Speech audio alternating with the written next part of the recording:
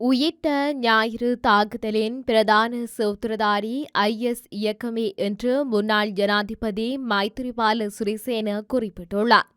தனியார் தொலைக்காட்சி அலைவரிசையொன்றின் செய்திக்கான நேர்காணலின் போது அவர் இதனை தெரிவித்துள்ளார்.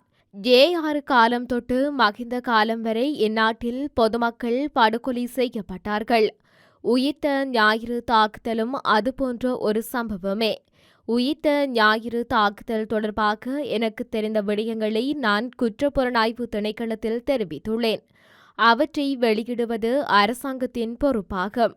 உயிர்த்த ஞாயிறு தாக்குதலின் பிரதான சூத்திரதாரி IS இயக்கமாகும் அமெரிக்காவின் CIA உளவு பிரிவும் அதனை உறுதி செய்துள்ளது.